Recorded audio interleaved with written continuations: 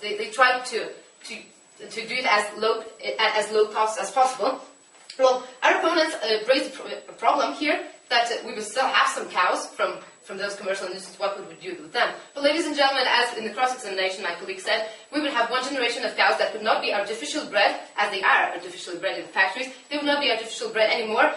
They would naturally die, or maybe be consumed or whatever. We would not have hundreds of generations to follow, so we clearly see we'd have less methane being emitted.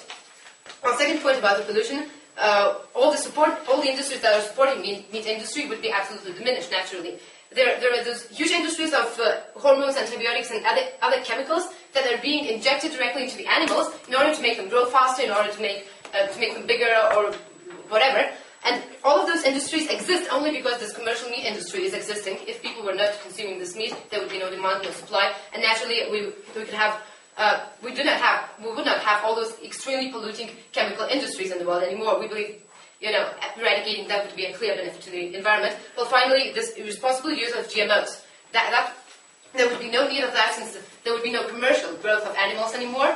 There would be only organic farms, which would not be able to, not test those GMOs that we are producing. Well, now let me move to the last point about the consequences. The point here that our opponents were trying to make was the people, would not have any food. They would depend on crops, and it would be way too expensive.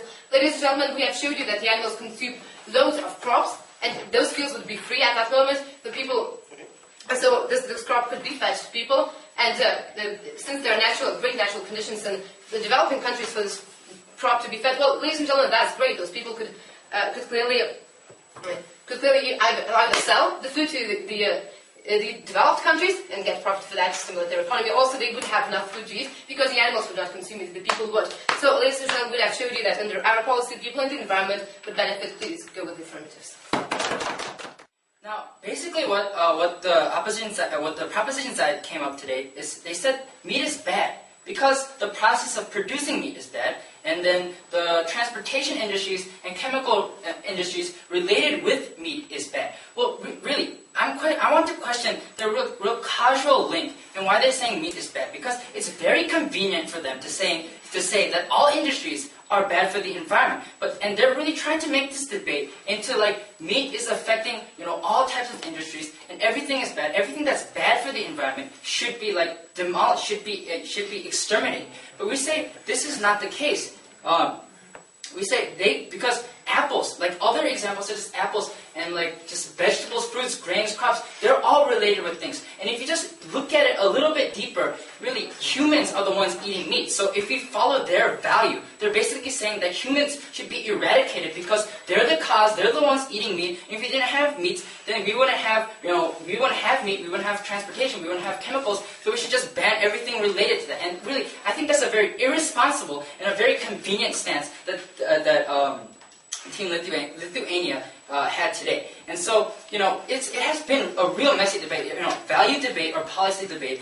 I'm just gonna prove exactly why our stance was better in today's debate. And I want to look at three things. First of all, I want to ask why meat. And then second, I want to talk about what happens if we do ban meat. And then third, I'm going to talk about the realistic matters in today's debate. So let's look into the first issue of today's debate.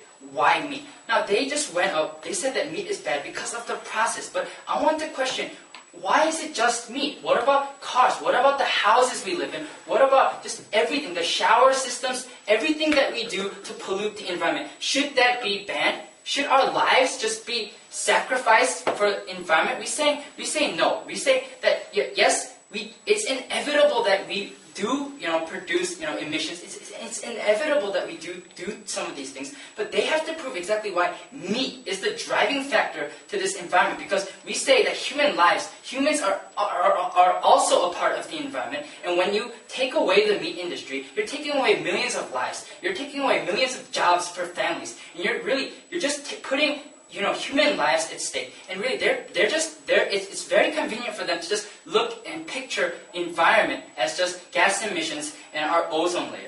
And so really, their value today is that basically, if something is bad to the environment, we should not do it. And what we're saying is that that's very irresponsible, and that's not a realistic stance that they should have had. So let's move on into the second part of today's debate. What happens if we actually do ban meat?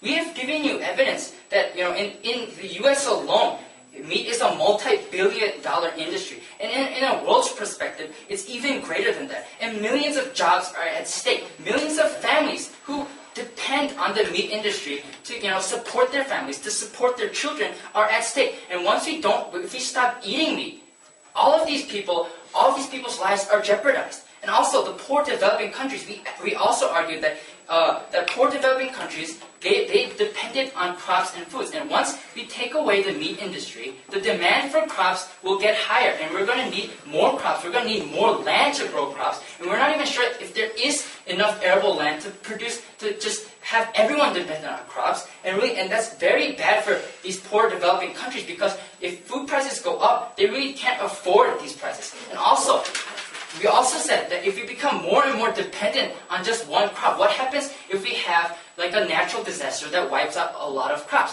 Then we have a world crisis. They're basically taking diversity away from the agricultural sectors, and that's putting human lives at risk, which we are because we are also a part of the environment. And I think that it's very irresponsible for them to just take human lives out of this matter and just look at the ozone layer. And so that leads me to my third and final point, the realistic matters. All these pesticide, chemical industries, they're saying that we should just not have them. We should just ban all of these industries.